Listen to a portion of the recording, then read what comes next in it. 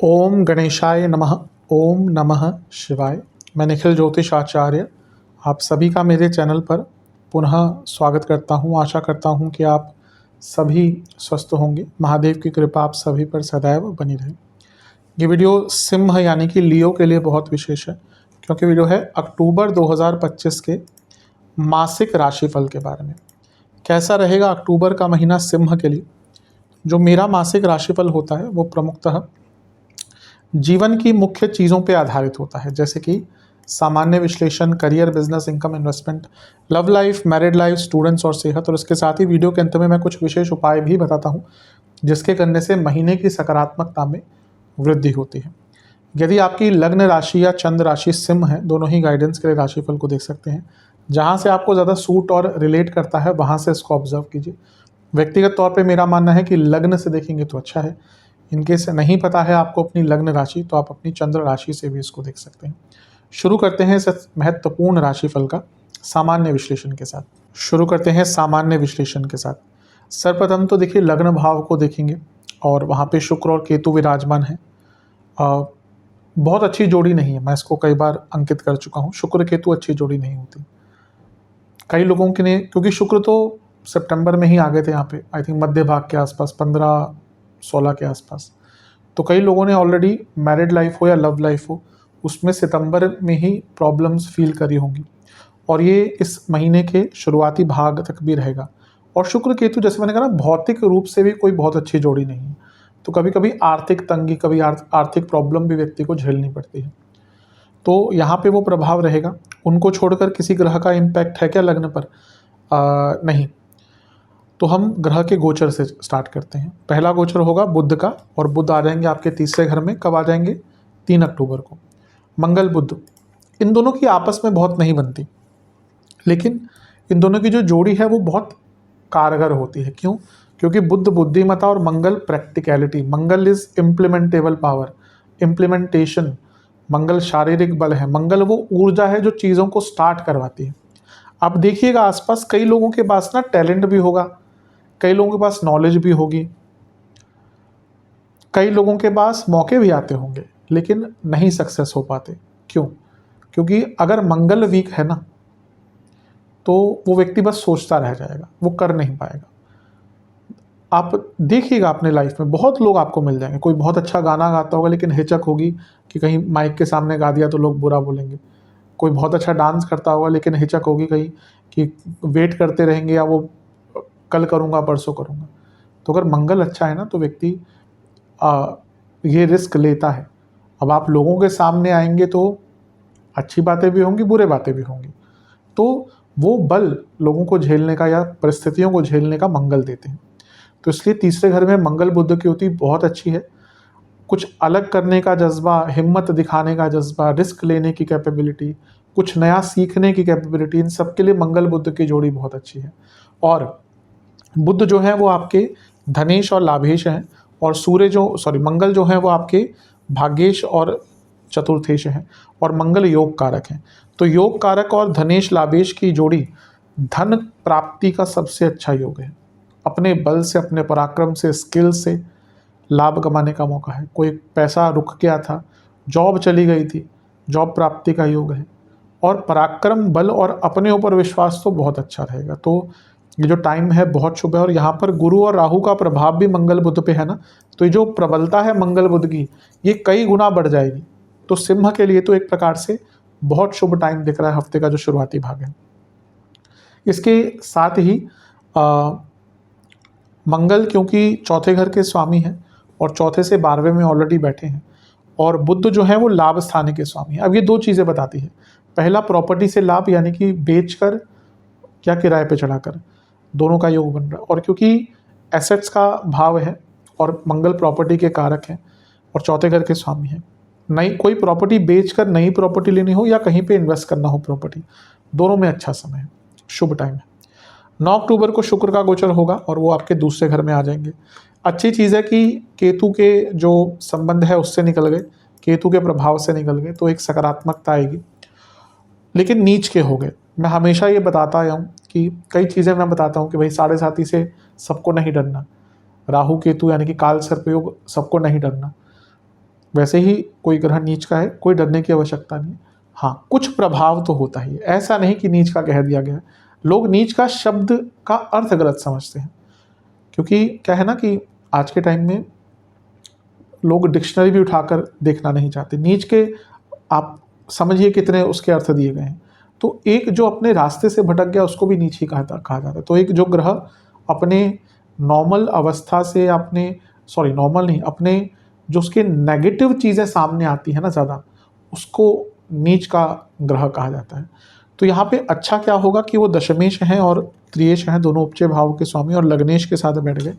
गति प्रदान होगी, पैसा आएगा, धन की वृद्धि होगी, बिजनेस में लाभ होगा, कार्य क्षेत्र में भी लाभ होगा। लेकिन क्योंकि अर्थ त्रिकोण में है, लग्नेश के साथ है, कार्य क्षेत्र में ऑफिस पॉलिटिक्स बढ़ेगी और वाणी के कारण प्रॉब्लम होगी, और लव लाइफ, मैरिड लाइफ में अभी भी दिक्कतें चलती रहेंगी। अपने कुटुंब में भी ध्यान दीजिएगा, क्योंकि घर में भी बहुत बड़े लड़ाई झगड़े हो सकते हैं इसके कारण। वक्री शनि की दृष्टि भी है इन पर ना, तो ये चीज़ों को और ख़राब कर देती है। कई लव लाइफ में, मैरिड लाइफ में प्रॉब्लम्स बरकरार रहेंगी, कुछ बदलाव नहीं आने वाला, बल्कि खराब ही होगा। 17 अक्टूबर को सूर्य का गोचर और वो तुला में आ जाएंगे, और एक तो नीच के होंगे लेकिन तीसरे घर में होंगे। तीसरे घर में तो नीच का ग्रह और भी प्रबल और भी स्ट्रांग बन जाता है, और तीसरे घर के सूर्य अच्छे हैं, तीसरे घर के मंगल अच्छे हैं, तीसरे घर के बुध अच्छे हैं। तो ये जो 3 ग्रहों की तिगड़ी आपके तीसरे घर में है ना, देखिए ये अंकित कर रहा है कि हो सकता है पिछले 2-3 महीने आपके लिए ना emotionally, career wise, business wise अच्छे नहीं गए हों, लेकिन अब वो टाइम है उन सब चीज़ों को बदलना, यानी कि अपने जीवन की बागडोर अपने हाथ में लेना, बागडोर अपने हाथ में लेना। तो बहुत अच्छा है। तीसरे घर में सूर्य और मंगल का आना बल, पराक्रम, अपनी मुश्किलों को झेलने की क्षमता देता है, नया सीखने का बल देता है, और आगे बढ़ने के बहुत मौके देता है। और यहाँ से सारे ग्रह क्योंकि भाग्य स्थान को देखेंगे, जिसमें भाग्य स्थान के स्वामी भी है मंगल, यानी कि भाग्य, पराक्रम, हर चीज का साथ मिलने वाला है। बहुत बहुत शुभ समय है आपके लिए। राहु का प्रभाव भी है, तो ये बहुत मल्टीपल अपॉर्चुनिटीज आएंगी। गुरु का नहीं बताऊंगा क्योंकि अगले दिन ही राशि बदल रहे हैं, लेकिन राहु का प्रभाव तो है ही। बहुत अच्छा समय है कि सिंह वाले लोगों के लिए। हाँ, ध्यान क्या देना है, सूर्य मंगल उग्रता है, और तीसरे घर में है, तो कम्युनिकेशन में थोड़ी सी उग्रता रहेगी, और भाई बहनों से संबंध भी कर सकते हैं। 18 अक्टूबर को गुरु का गोचर होगा, और गुरु आपके 12वें घर में चले जाएंगे करीबन 2 महीने के लिए। उच्च के हो गए कुछ टाइम के लिए, और ये बहुत शुभ है। क्यों? क्योंकि वो विपरीत राजयोग भी बना रहे हैं 12वें घर में।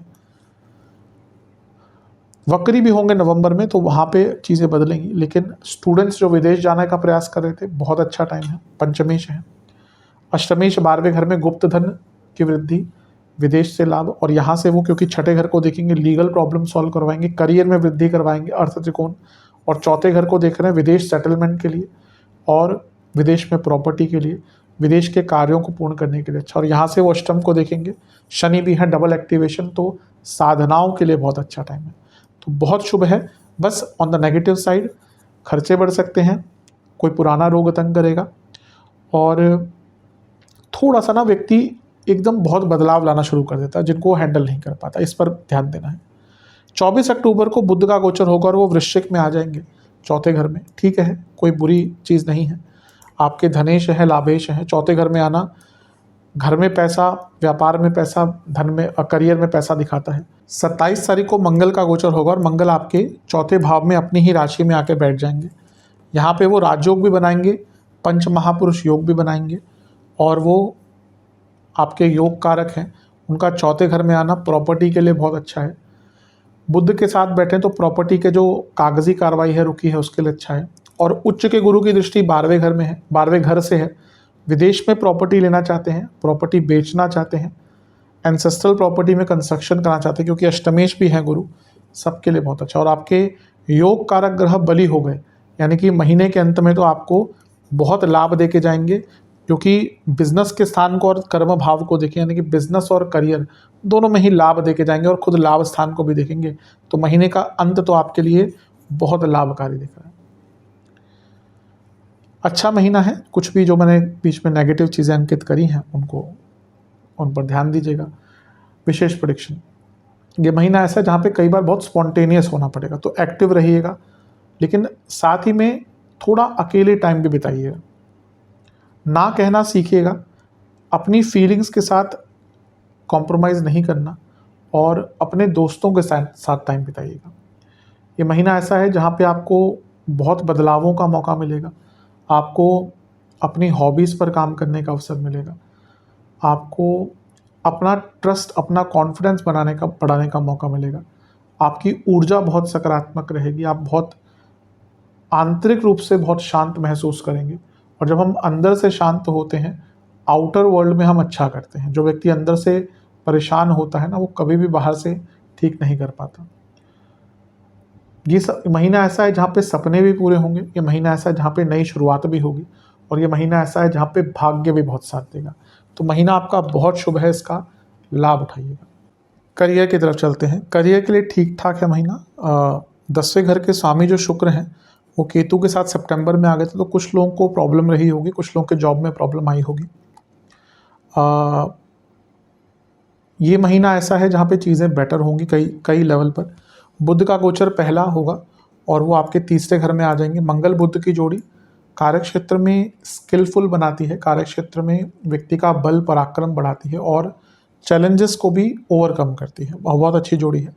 9 अक्टूबर को शुक्र का गोचर होगा, केतु से निकल जाएंगे, केतु से दूर हो जाएंगे, ठीक है। नीच की अवस्था में है, इसलिए ऑफिस पॉलिटिक्स शुरू हो जाएगी उस टाइम के बाद। आप देखेंगे 9 अक्टूबर के बाद जो पूरा महीना है वो ऑफिस पॉलिटिक्स वाला होगा, लेकिन पैसा बढ़ेगा, कार्य क्षेत्र में वृद्धि होगी, और जो अलगाव उत्पन्न हो रहा था, जॉब करने का मन नहीं कर रहा था, या कुछ लोगों की जॉब में बहुत दिक्कतें आई थी, वो सॉल्व होना शुरू हो जाएंगी। यहाँ पे वक्री शनि की दृष्टि भी है ना, तो बस एक चीज़ से बचेगा, अपने कार्य को विलंब मत कीजिएगा, अपने कार्य में विलंब मत लाइएगा, क्योंकि विलंबित अगर आपने कार्य अपने किए अपनी गलती से, तो उसका परिणाम बहुत बुरा होगा। 17 अक्टूबर को तुला में आ जाएंगे सूर्य, नीच के हो जाएंगे। ये भी बता रहा है कि कार्य क्षेत्र में चीज़ों को संभाल लेंगे, आप प्रॉब्लम्स को संभाल लेंगे, बहुत कुछ नया सीख पाएंगे, कर पाएंगे। और हाँ, बस एक ध्यान देना है कि सूर्य मंगल नवम को देखना शुरू कर देंगे, मंगल पहले भी देख रहे थे, तो बॉसेस से थोड़े झगड़े हो सकते हैं। 18 अक्टूबर को गुरु का कर्क में जाना एक प्रकार से जॉब चेंज की ओर इशारा करेगा। क्यों?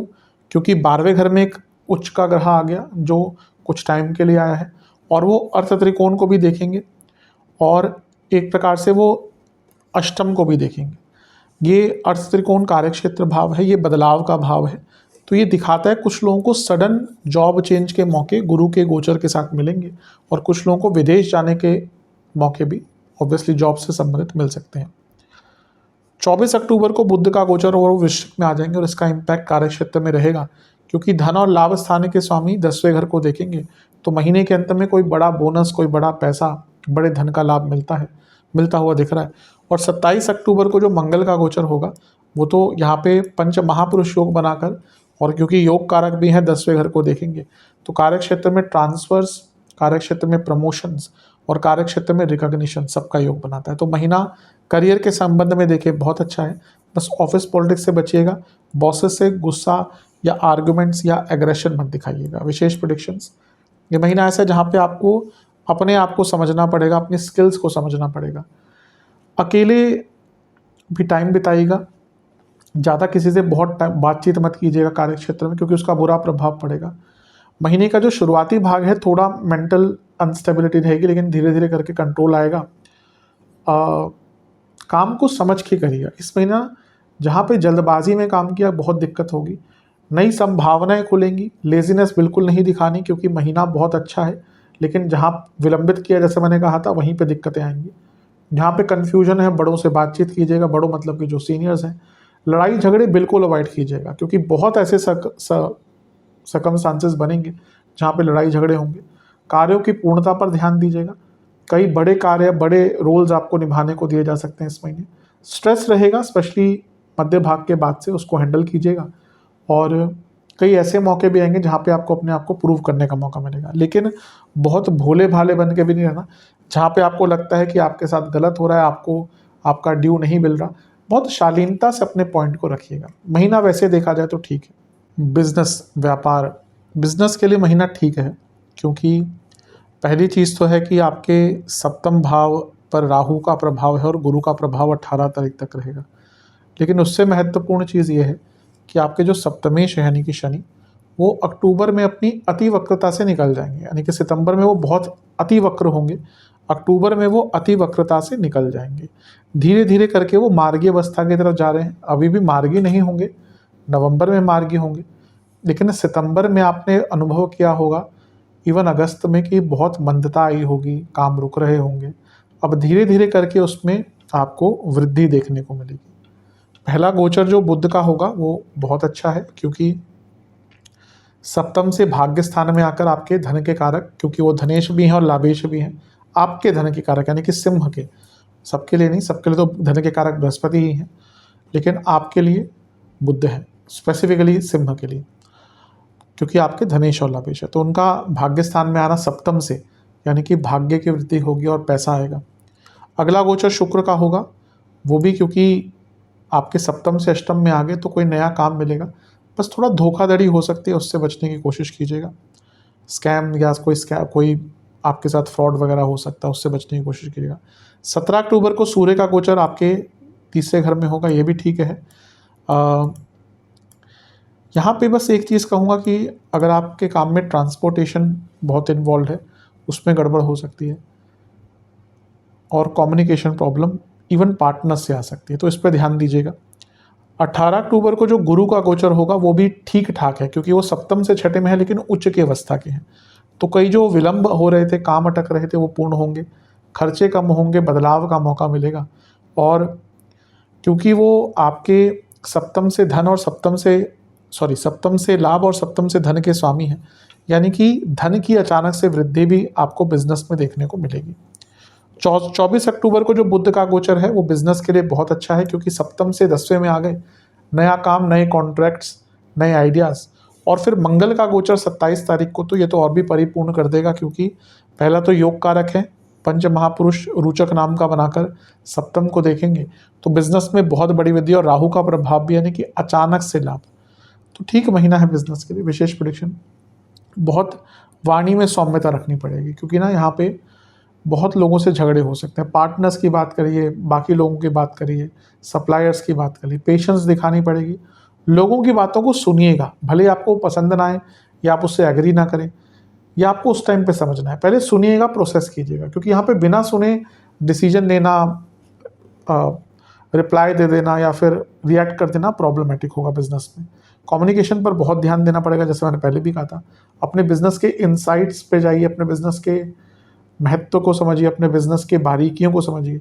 भरपाई हो सकती है नुकसान की इस महीने, लेकिन कुछ बड़े डिसीजन, कुछ रिस्क भी इस महीने लेने पड़ेंगे, और अपने बिजनेस की गुडविल और मार्केटिंग पर काम करना पड़ेगा। महीना ठीक है बिजनेस के संदर्भ। इनकम, इन्वेस्टमेंट, एक्सपेंसेस, इनकम के लिए तो महीना अच्छा है। आपके बुध पहले धन स्थान में ही होंगे, जो धन स्थान के स्वामी है, लाभ स्थान के स्वामी है। फिर उनकी युति आपके योग कारक से होगी, लग्नेश भी उनको ज्वाइन कर लेंगे कुछ टाइम बाद, पैसा तो आएगा। इन्वेस्टमेंट शुरुआती 10 दिन अच्छे नहीं हैं, बीच के 10 दिन बदलाव के अच्छे हैं कुछ अलग प्रकार के इन्वेस्टमेंट्स के लिए। अंतिम 10 दिन बहुत शुभ है इन्वेस्टमेंट के लिए। खर्चों की अगर हम बात करें तो पेट्स हैं अगर आपके घर पे, बहुत खर्चा होगा। बच्चे हैं आपके घर में, उन पर बहुत खर्चा होगा। किताबों पर, पढ़ाई पर उनके या अपने भी खर्चा हो सकता है। रिलेटिव से मिलने के लिए उनके, ऑब्वियसली दिवाली का टाइम है तो कई लोग मिलने जाते हैं या उस प्रकार की चीज़ें होती हैं, उस पर खर्चा होगा। जो अपने घर में कुछ रेनोवेशन कराना चाहते थे उनके लिए ये महीना बहुत खर्चा लेके आएगा, क्योंकि दिख रहा है कि कुछ बड़ी रेनोवेशन हो सकती है। कम्युनिकेशन की चीज़ों पर, यातायात पर बहुत खर्चा होगा इस महीने, अत्यधिक खर्चा होने वाला है। कुछ लोग बहुत ज़्यादा अपने घर में रेनोवेशन नहीं बल्कि स्ट्रक्चरल चेंजेस भी कराने की कोशिश करेंगे, और इसके साथ ही हेल्थ पर भी थोड़ा सा खर्चा महीने के अंतिम भाग में हो सकता है। सरकारी कार्य में भी थोड़ा सा महीने के मध्य भाग में खर्चा आपका हो सकता है। चलते हैं लव एंड रिलेशनशिप की तरफ। नो कॉन्टैक्ट सिचुएशन चांसेस हैं, स्पेशली महीने के मध्य भाग के बाद, या कहिए 10 तारीख के बाद से चांसेस काफ़ी हैं। बस थोड़ा समझिएगा कि प्रॉब्लम क्या हुई थी, उसके अनुसार आगे बढ़िएगा। नए रिलेशनशिप के बहुत चांसेस नहीं दिख रहे, कई बार बनती बात बिगड़ सकती है, तो मैं तो ये कहूँगा कि अगर अभी सर्टेनिटी नहीं है तो बहुत ज़्यादा आगे मत बढ़िए। जो लोग रिलेशनशिप में हैं उनके लिए ठीक ठाक है। पहली बात तो है कि केतु का प्रभाव और शनि का प्रभाव पंचम पर है, तो ये ऑलरेडी बहुत अच्छा नहीं होता, दोनों ही सेपरेटर्स हैं। शुक्र का गोचर, बुध का गोचर थोड़ा सा रिलीफ लाएगा। बुध का क्यों? क्योंकि पंचम से लाभ में आ गए, थोड़ी सी कम्युनिकेशन बेटर होगी। शुक्र केतु से दूर हो जाएंगे 9 तारीख को, बुध आएंगे 3 तारीख को, शुक्र 9 तारीख को केतु से अलग हो जाएंगे, तो थोड़ा सा जो सेपरेशन का भाव है ना वो कम होगा, यानी कि जो अलग होने का बहुत ज़्यादा भाव आ रहा था वो कम होगा। लेकिन अभी भी शुक्र नीच के हैं तो थोड़ा सा प्रॉब्लम बनी रहेगी। 17 तारीख को सूर्य का गोचर होगा, यहाँ से थोड़ी उग्रता आएगी क्योंकि यहाँ पे मंगल सूर्य साथ में हो गए कम्युनिकेशन के भाव में, तो थोड़ी बहस हो सकती है। लेकिन प्रॉब्लम 18 से बढ़ेगी क्योंकि एक ग्रह जो बचा कर रखा हुआ था रिलेशनशिप को, यानी कि गुरु, उनने वो पंचम पर दृष्टि डाल के बैठे थे और बचा कर रखे हुए थे शनि से केतु से, अब उनका प्रभाव भी हट जाएगा। तो 18 तारीख के बाद कई लोगों के रिलेशनशिप में प्रॉब्लम आ सकती है, ब्रेकअप भी हो सकते हैं, काफ़ी दिक्कतें आ सकती हैं। इसके बाद बुध और मंगल का गोचर भी होगा। बुध 24 को आ जाएंगे यहाँ पर और मंगल आ जाएंगे 27 को। अब क्योंकि पंचम से 12वें में मंगल आ गए और पंचम से 12वें के स्वामी हैं, कुछ लोगों का महीने के अंत में भी ब्रेकअप हो सकता है। तो शायद महीने का शुरुआती भाग उतना बुरा नहीं है, लेकिन 18 तारीख के बाद से दिक्कतें आएंगी। विशेष प्रेडिक्शन, ये महीना आपको ना प्रॉब्लम के सोर्स तक जाना है। प्रॉब्लम कहाँ पे है?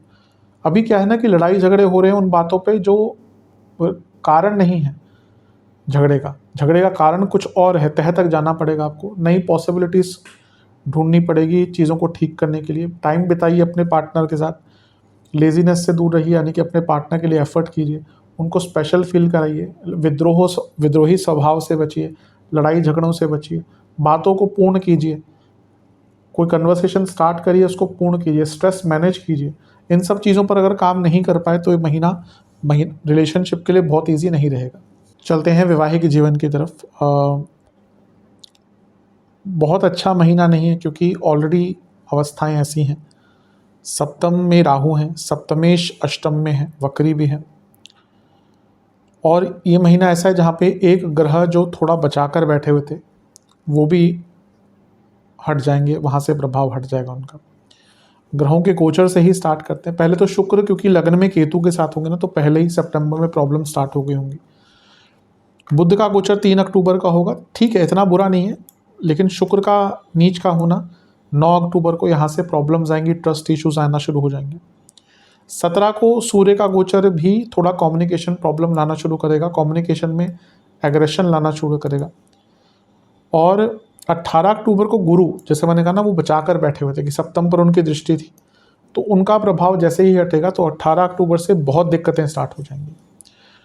लड़ाई झगड़े, मिसकम्युनिकेशन, ट्रस्ट इश्यूज। बुध का प्रभाव होगा 24 तारीख को बदलेगा, यानी कि अकेले तो उनकी बात करने कोई बुरा नहीं है चौथे घर में, लेकिन मंगल का प्रभाव जब होगा चौथे घर में तो वहाँ से वो मंगल दोष भी बनाएंगे और सप्तम को देखेंगे। अब उनका मंगल दोष चौथे घर का बहुत स्ट्रांग नहीं होता, लेकिन क्योंकि वो सप्तम को देख रहे हैं जहाँ पे राहु बैठे हैं, तो ये अचानक से ट्रस्ट इश्यूज, चीटिंग, छुपी हुई बातें सामने लाना, इस प्रकार की चीज़ें कर सकते हैं। तो थोड़ा सा कष्टकारी समय है। ये महीना बहुत इजी नहीं है। विशेष प्रेडिक्शन, मन में कुछ बातें हैं उनको निकालिए, अपने पार्टनर से डिस्कस कीजिए। ये ऐसा महीना है कि जहाँ पे जागरूक रहना पड़ेगा, छोटी छोटी बातों पर ध्यान देना पड़ेगा। बहुत गुस्सा मत दिखाइए, बहुत ज़्यादा उत्साह में मत आके बात कीजिए, बिना समझे किसी बात को मत करिए। कम्युनिकेशन पर बहुत ध्यान दीजिए, डिटर्मिनेशन दिखाइए अपने पार्टनर के प्रति। और सबसे इम्पोर्टेंट बात है, ये महीना ऐसा है जहाँ पे आपको अपने पार्टनर को भी समझना पड़ेगा।